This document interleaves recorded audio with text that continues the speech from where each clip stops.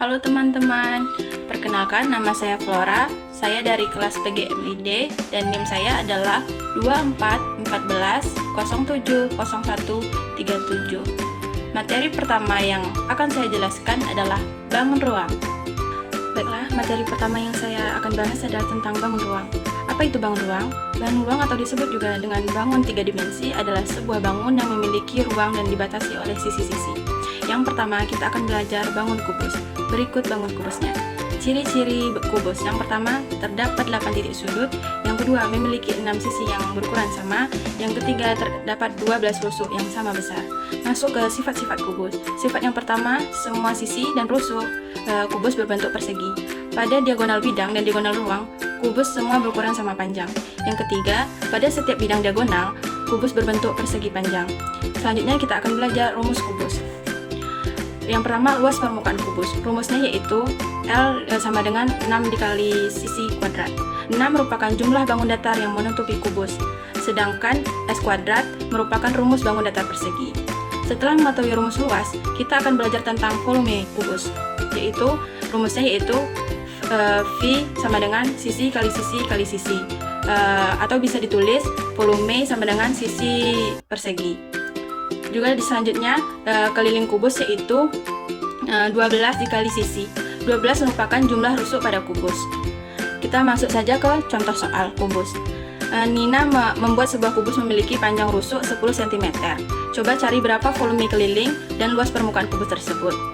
Mari kita kerjakan. Kita cari dulu, diketahui rusuk kubus adalah 10 cm.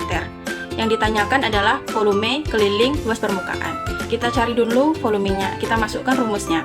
Rumus volume yaitu sisi kali sisi kali sisi. Kita masukkan menjadi 10 kali 10 kali 10 sama dengan 10.000 cm kubik. Keliling, kita mencari keliling, rumusnya tadi adalah 12 kali sisi. Kita masukkan 12 kali 10 yaitu 120 cm. Selanjutnya mencari luas permukaan, yaitu 6 kali sisi kuadrat. 6 dikali 10 kuadrat sama dengan 600 cm kuadrat. Materi kedua tentang ukuran pemesan data. Saya akan membahas tentang min atau rata-rata.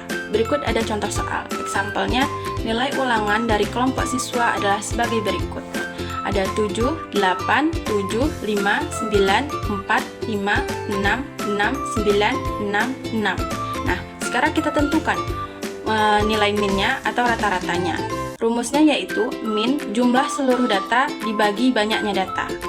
Nah, ini kita dapat menjadi rumusnya yaitu data pertama ditambah data kedua ditambah data ketiga sampai dengan data terakhir dibagi banyaknya data atau n. Nah, ini datanya telah diurutkan dari yang pertama yaitu 4 ditambah 5 ditambah 5 ditambah 6 ditambah 6 ditambah 6 ditambah 6 ditambah 7 ditambah 7 ditambah 8 ditambah 9 ditambah 9. Dari yang terkecil dulu kita urutkan ya. Setelah itu kita bagi 12 karena seluruhnya ada 12 nilai. Sama dengan 78 dibagi 12, dapat hasilnya 6,5. Baiklah, kita masuk ke soal cerita. Nilai rata-rata ujian matematika dari 39 siswa adalah 45. Jika nilai rata-rata dari seorang siswa lainnya bernama Ani digabungkan dengan kelompok lain, maka nilai rata-rata ujian matematika dari 40 siswa sekarang adalah 46. Hitunglah berapa nilai Ani. Kita tulis apa yang diketahui pada saat terlebih dahulu. Yang pertama, jumlah 39 siswa berarti N1 sama dengan 39. Nilai rata-ratanya yaitu 45. Kemudian ditambah seorang siswa. Dibikin N2 sama dengan 1. Nilai rata-ratanya karena belum diketahui berarti nilai rata-rata yang kedua yang kita cari. Kemudian N-nya sama dengan 40. 40 yaitu jumlah seluruh siswa. Ini nilai rata-rata dari seluruh siswa yaitu 46. Yang kita cari nilai dari Ani.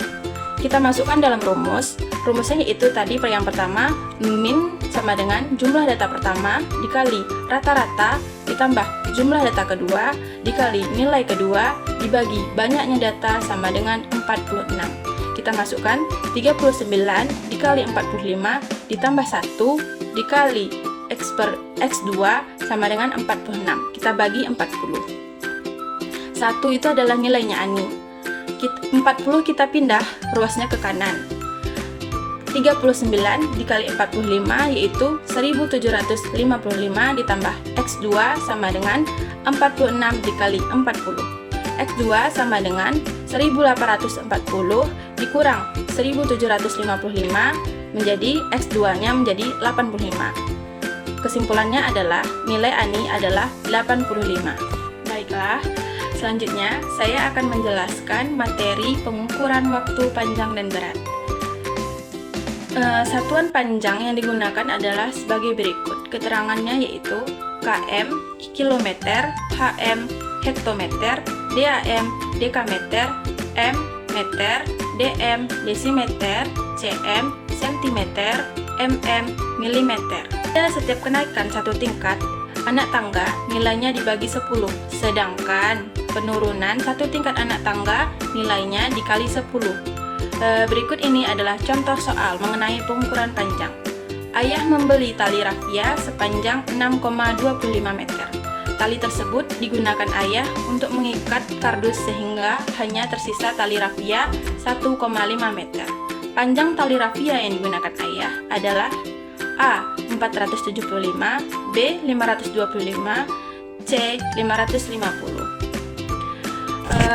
Soal seperti bentuk ini dapat kita selesaikan dengan dua cara, yaitu cara runut dan cara singkat. Cara yang pertama adalah cara runut. Cara runut. Pertama, ubah satuan ke cm terlebih dahulu. 6,25 meter sama dengan 6,25 dikali 100 cm sama dengan 625 cm. 1,5 meter sama dengan 1,5 dikali 100 cm sama dengan 150 cm. Sehingga panjang tali rafia yang digunakan ayah sama dengan 625 cm dikurang 150 cm sama dengan 475 cm. Itu cara yang pertama. Cara yang kedua adalah cara singkat. Cara singkat diperoleh dengan mengurangkan bilangan terlebih dahulu. Kemudian baru mengubahnya ke satuan centimeter seperti cara berikut. Panjang tali rafia yang digunakan ayah sama dengan 6,25 meter dikurang 1,5 meter menjadi 4,75 meter. Kita ubah menjadi senti yaitu 475 cm. Jadi panjang tali rafia yang digunakan ayah adalah 475 cm.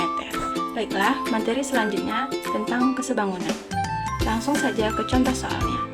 Namun, terlebih dahulu, saya akan memberikan sedikit penjelasan tentang syarat-syarat kedua bangun datar dikatakan sebangun.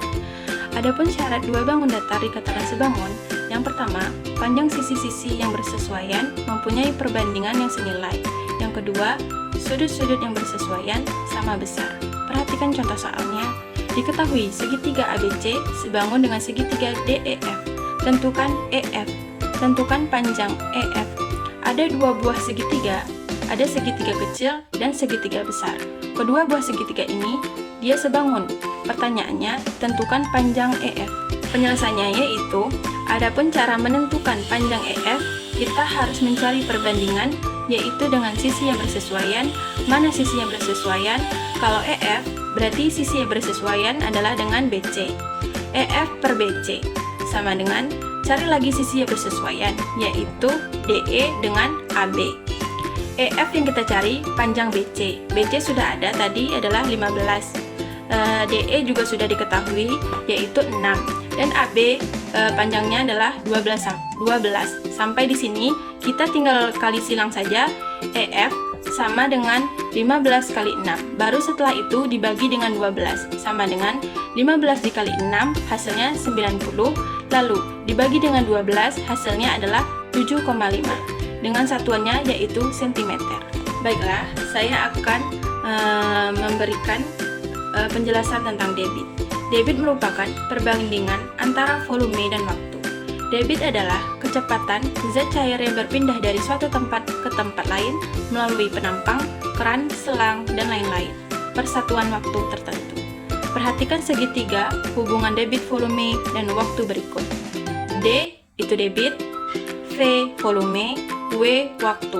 Apabila kita mencari rumus debit, maka tinggal kita tutup bagian debit sehingga rumus debit adalah debit sama dengan volume dibagi waktu. Kita masuk ke contoh soal. Ali mengisi 24 liter air ke dalam ember dalam waktu 45 menit menggunakan selang.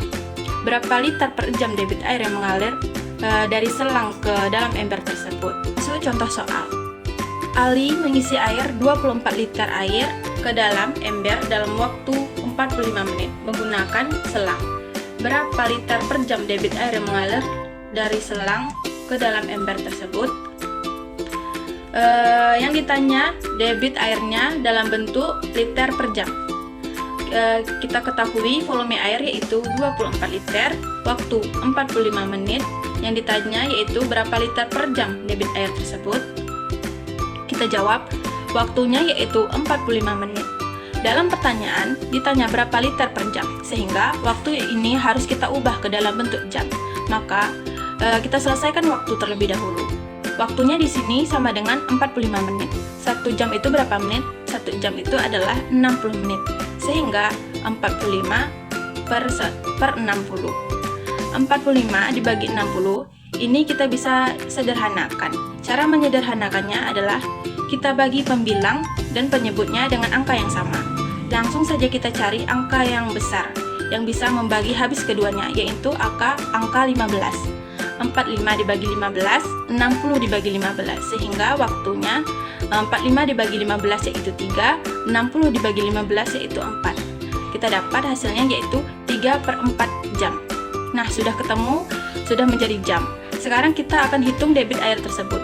Masih menggunakan rumus yang sama, yaitu volume dibagi waktu debit sama dengan volumenya. Berapa volumenya? Yaitu 24 liter. Kemudian waktunya yaitu 3/4 jam. Menjadi 4/3. Bilangan yang dibalikkan hanya bisa yaitu bilangan pecahan saja. Mari kita hitung, yaitu 24 dikali 4 sama dengan 96 dibagi 3 sama dengan 32. Selanjutnya saya akan membahas tentang penyajian data dalam bentuk diagram lingkaran. Berikut menunjukkan data pekerjaan orang tua siswa kelas 8 SMP Bhinneka. Jika jumlah siswa kelas 8 ada 150 orang, maka banyak orang tua siswa yang pekerjaannya petani adalah. Yang ditanya berapa orang siswa yang pekerjaannya petani. Untuk menjawab soal seperti ini, kita harus cari dulu presentasi petaninya. Gimana sih cara mencarinya? Gampang caranya. Tinggal 100% dikurang 10% ditambah 20% ditambah 40% menjadi 100%, dikurangi 70% sama dengan 30%. Lalu sudah kita cari berapa orang tua siswa yang pekerjaannya petani. Kita gunakan rumus T per K dikali K. Kita masukkan rumusnya. T-nya yaitu 30% per 100% dikali 150. Kita bisa coret, kita sama-sama dibagi 10 menjadi 30 dibagi 10 menjadi 3, 100 dibagi 10 menjadi 10, dikali 150 sama dengan, kita coret lagi, 10 dibagi 10 1, 150 dibagi 10 itu 15. Kita tinggal 3 dikali 15 yaitu 45. Kita akan belajar untuk menghitung volume kerucut. Jika diketahui jari-jari 7 cm dan tinggi kerucut yaitu 15 cm. Maka yang diketahui jari-jarinya yaitu 7 cm dan tingginya 15 cm. Kita diminta untuk menghitung volumenya. Rumus yang kita gunakan untuk menghitung volume adalah 1/3 dikali V dikali R kuadrat dikali tinggi. Kita masukkan nilainya, berarti kita tulis volume 1/3 dikali V. V itu ada dua ketentuan, yaitu pertama V sama dengan 22/7, yang kedua V 3,14. Perbedaannya yaitu V 22/7 jari-jari atau diameternya merupakan kelipatan 7, sedangkan V 3,14 jika jari-jarinya ataupun diameternya bukan kelipatan 7. Maka kita masukkan 1/3 dikali 22/7 dikali 7 kali 7 kali 15 sama dengan 154 dikali 5, hasilnya yaitu 770 cm3. Baiklah, terima kasih kepada teman-teman yang telah menonton video ini. Itulah contoh soal dan penjelasan materi dari saya. Sekian, saya akhiri. Assalamualaikum warahmatullahi wabarakatuh.